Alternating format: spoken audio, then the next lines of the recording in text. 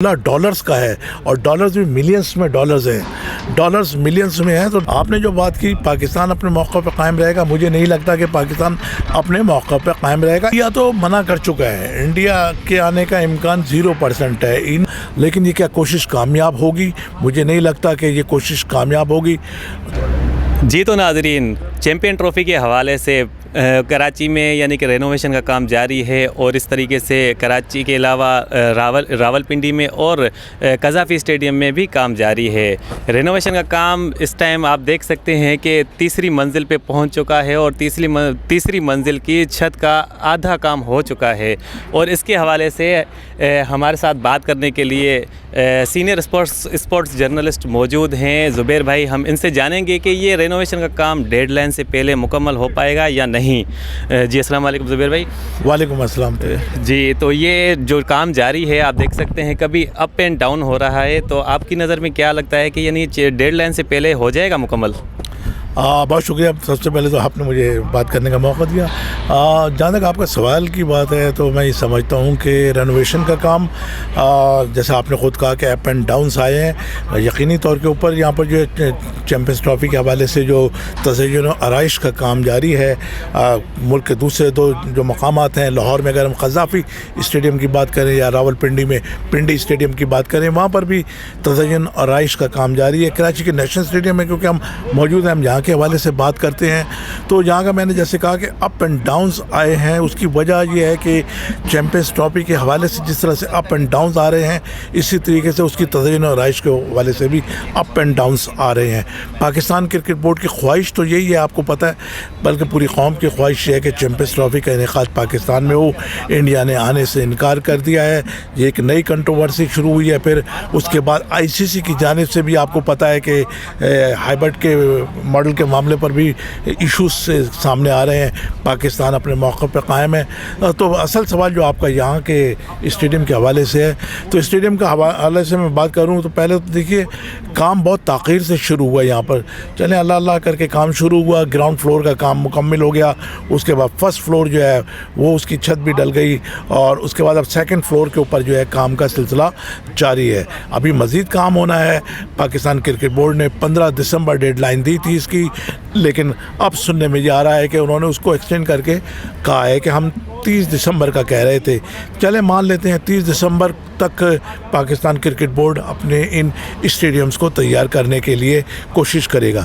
لیکن یہ کیا کوشش کامیاب ہوگی؟ مجھے نہیں لگتا کہ یہ کوشش کامیاب ہوگی۔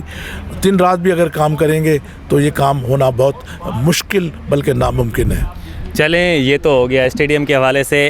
چلیں یعنی کہ جو ہائبرڈ ماڈل کی بات ہو رہی ہے، انڈیا نہیں آنا چاہ رہا پاکستان میں، تو آپ کیا دیکھتے ہیں کہ انڈیا واقعی یعنی کہ نہیں آئے گا؟ پاکستان بھی ڈٹا ہوا ہے اپنی یعنی کہ ڈیڈ لائن، جیسے اب پاکستان کہہ رہا ہے کہ ہائبرڈ ماڈل ہمیں قابل قبول نہیں ہے، تو کیا کہتے ہیں پاکستان کتنا ڈٹا رہے گا؟ کیا یعنی کہ گھٹنے ٹیک دے گا ICC اور BCCI کے آگے سے؟ آپ کیا یعنی کہ سمجھتے ہیں؟ دیکھیے آپ نے جو بات کی، انڈیا تو منع کر چکا ہے، انڈیا کے آنے کا امکان 0% ہے۔ انڈیا اپنے موقع پر قائم ہے، جیسے آپ کشمیر کے موقع پہ قائم ہیں، اسی طریقے سے چیمپئنز ٹرافی کے حوالے سے انڈیا اپنے موقع پہ قائم رہے گا۔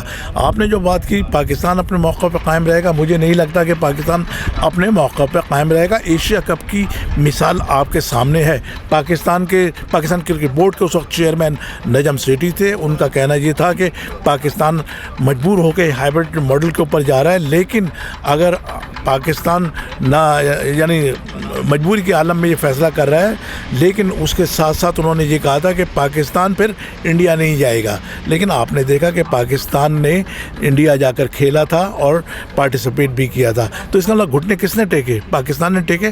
اب جو صورتحال نظر آ رہی ہے، ایک مرتبہ پھر آپ اپنے موقع پہ قائم ہیں، تو موقع پہ قائم رہنے کے لیے بڑی قربانیاں دینی پڑتی ہیں، اور یہاں معاملہ ڈالرز کا ہے، اور ڈالرز بھی ملینس میں ڈالرز ہیں، ڈالرز ملینس میں ہیں، تو ڈالرز آتے ہوئے کسی کو برے نہیں لگتے ہوئے، تو قومی موقف پہ جو ہے لچک رکھیں گے یہ، اور میں یہ سمجھتا ہوں، لیکن اللہ نہ کرے اس بات کے چانسز موجود ہیں کہ خدا نہ خواستہ چاہے اس کے اندر مختلف کنٹروورسیز ہوں، مختلف چیزیں ہوں، لیکن ایسا لگتا ہے کہ پاکستان کو کرکٹ کے میدان میں تنہا چھوڑ دیا جائے گا، اور چیمپئنز ٹرافی کے انعقاد کے لیے بہت مشکلات ہوں گی۔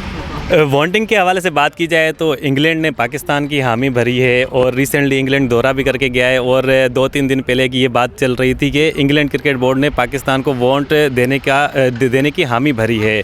तो ये खबर कितनी सदाकत रखती है और दूसरे बोर्ड पाकिस्तान के साथ खड़े रहेंगे चैम्पियन ट्रॉफ़ी के हवाले से, जैसे वॉन्टिंग होती कि भाई ये चैम्पियन ट्रॉफ़ी पाकिस्तान में ही हो?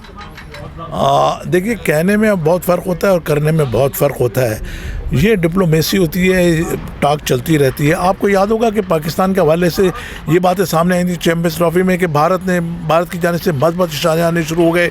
भारत जो है पाकिस्तान आकर चैम्पियंस ट्रॉफ़ी में खेलेगा, एटमॉस्फेयर क्रिएट किया जा रहा था। देखिए, आप कुएं में बैठ के या खड़े होकर जितने भी नारे लगाते रहें, बाहर की दुनिया अलग दुनिया होती है। तो आप पाकिस्तान में रह के कुछ भी शोर मचाते रहें, बात यह है कि उसका इम्पैक्ट क्या आने वाला है। तो फैसला आईसीसी ने करना है और आईसीसी वही फैसला करेगी जो भारतीय क्रिकेट बोर्ड चाहेगा। बहुत शुक्रिया आपका ज़ुबैर नज़ीर साहब। जैसे कि मेरे साथ इस सीनियर स्पोर्ट जर्नलिस्ट मौजूद थे, तो ये चैम्पियन ट्रॉफ़ी के हवाले से वक्त ही बताएगा कि पाकिस्तान में हो रही है या नहीं हो रही है। बहरहाल पाकिस्तान में स्टेडियम का काम रेनोवेशन के हिसाब से जारी और सारी है। वक्त के हिसाब से पता चल जाएगा कि पाकिस्तान में चैम्पियन ट्रॉफ़ी का क्या इनकाद होता है। बहुत शुक्रिया।